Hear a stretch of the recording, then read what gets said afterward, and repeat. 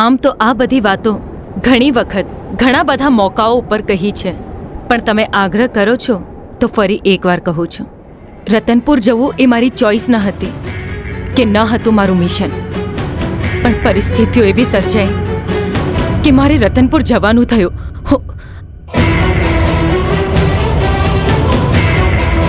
જો કાવ્યા, ત્યાં માણસના જીવનની કિંમત ખોટા સિક્કા જેવી છે. મેડમ, એ જ હાઇલાઇટ કરવું તો આપણું મિશન છે. મારે જવું છે. રતનપુર? હા, રતનપુર. અઘરું છે, મને ખબર છે, બસ એટલે જ મારે જવું છે.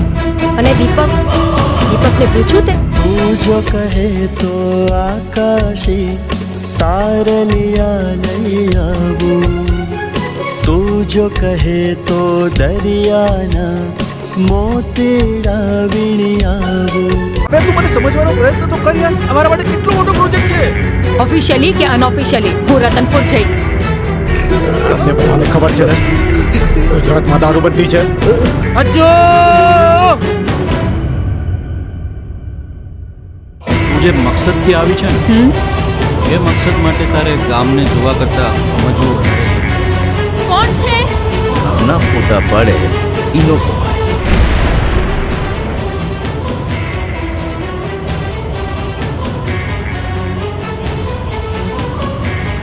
તારી મેડમને સમજાવો.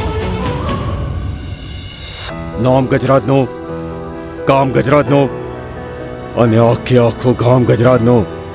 તમારા અંદરની શક્તિઓને ઓળખો, પોતાની પર વિશ્વાસ કરો, તો જ તમારો વિકાસ થશે અને સાથે સાથે આ ગામનો પણ વિકાસ થશે. કાલ સુધી મને મારા પૈસા ન મળ્યા તો તમારા દરેકના બૈરાવ સફેદ સાડી પહેરતા થઈ જશે. તો બહેનો, આજથી આપણો એક જ મંત્ર, આપણો વિકાસ ગામનો વિકાસ, આપણો વિકાસ ગામનો વિકાસ. એ ગજરાજ, ક્યાં છે? બહાર નીકળ. તારા પંટરો જોડે તું અંદર છુપાઈ ગયો છે, મને ખબર છે.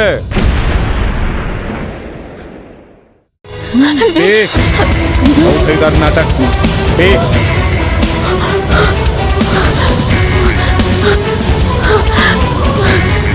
હું ના આવ્યો હોત તો તારું શું થયું હોત?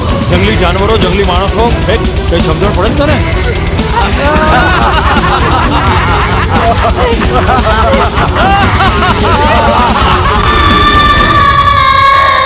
અંકલ, ખતરનાક તો એની માનસિકતા છે, માણસો નહીં.